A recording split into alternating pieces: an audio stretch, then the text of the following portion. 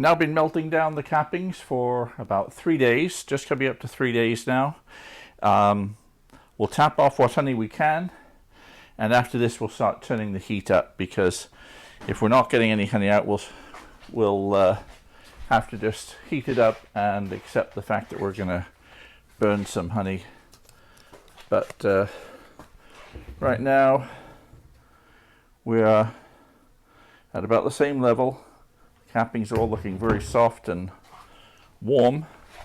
Temperature is 130 in there as set. So let's see if we get any honey coming out.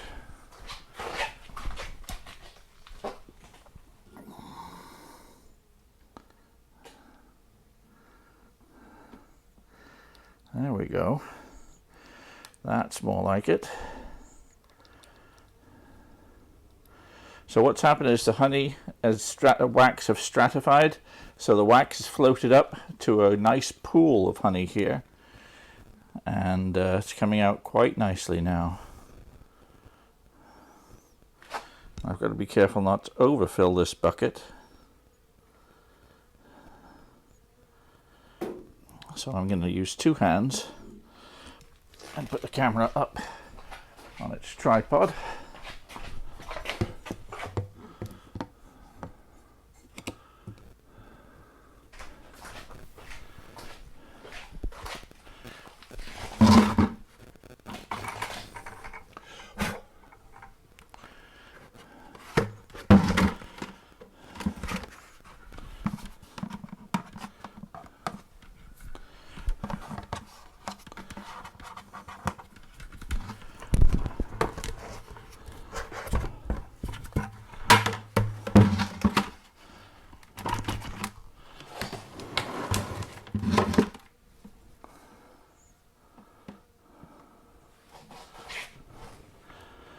So we'll run this through until we start getting significant wax in here. So hopefully we've got honey up about here, and it'll be going down.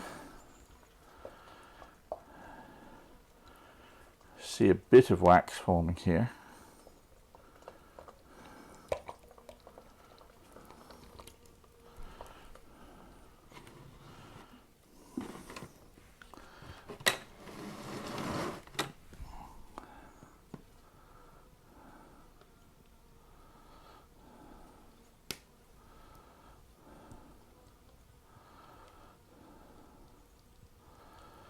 Now, warm honey runs through a sieve pretty quickly. Now we're starting to get lumps,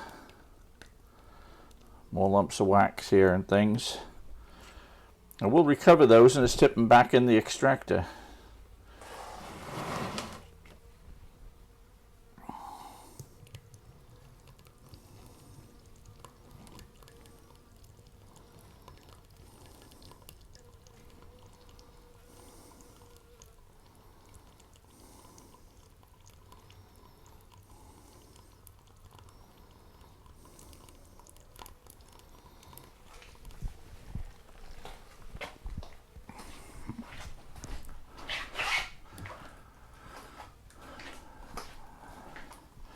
So I would say we've got about 4, 5, 6, 7 gallons of honey here. And the stuff we're getting out now has got a significant amount of wax. So the wax layers come down to this level. It's come down and it's sitting here. So we're getting wax blocking up the flow of honey. Now we can let the honey drain out for a bit longer.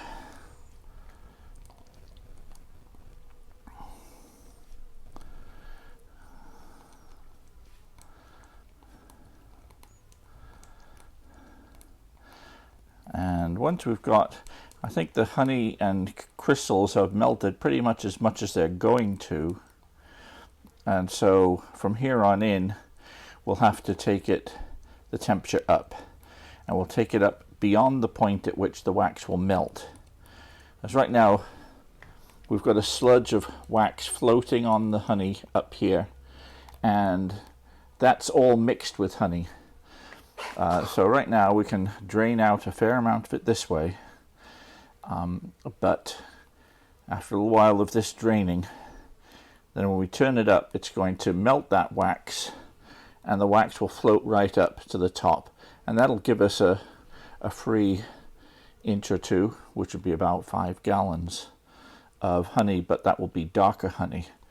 And as people have pointed out in the comments on the last videos about this, that is perfectly good honey for cooking with and for variety purposes. As some of the comments have said, I agree. I like the taste of slightly burnt honey as well. There's nothing wrong with it. But in terms of your mass market honey, we're not talking mass market honey. And burnt honey can also be used great in things like barbecue sauces and that sort of thing. Maybe that'll be something for another video. If people have recipes for a good barbecue sauce, honey-based barbecue sauce, please send it in. I'll try it out.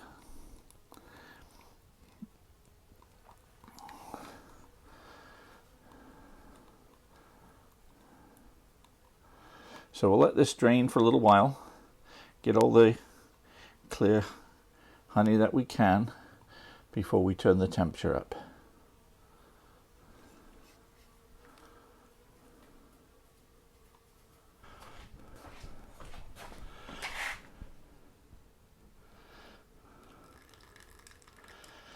Okay, so we're as good as drained out now.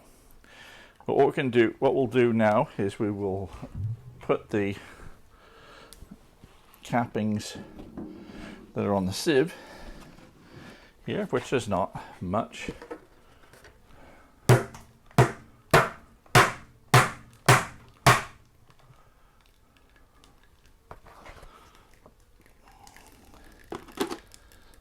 Close this up now.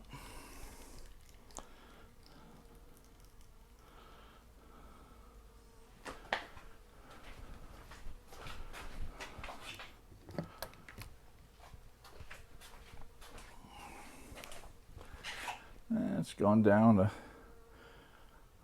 4 or 5 inches or so.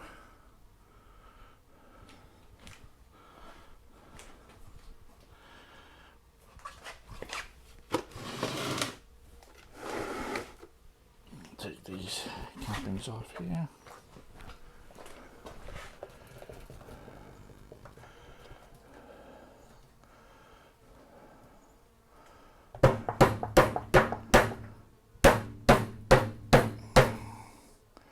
And back into the melter.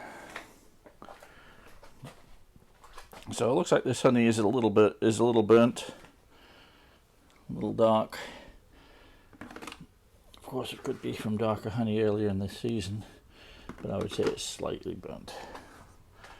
Okay, so now we've done that, put our lid back up, and now we're going to turn the temperature up higher.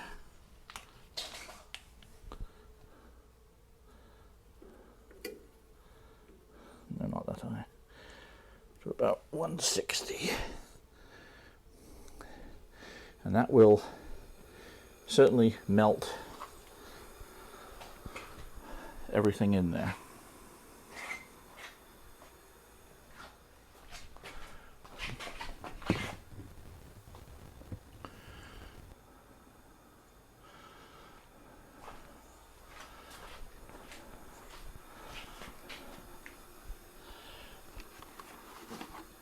So we have about 7 pounds of honey there, which is going to be, can be a different grade of honey.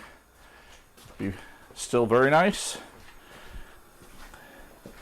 And when we come back tomorrow, most of that wax should be melted, especially if I stir it up tonight. That wax will be melted. Then we can pour off some honey, which will be considerably darker than this, and more on the burnt side. But at any rate, this is we have 7 pounds of very usable honey there, and it might be something I can blend with other honey. So we shall see.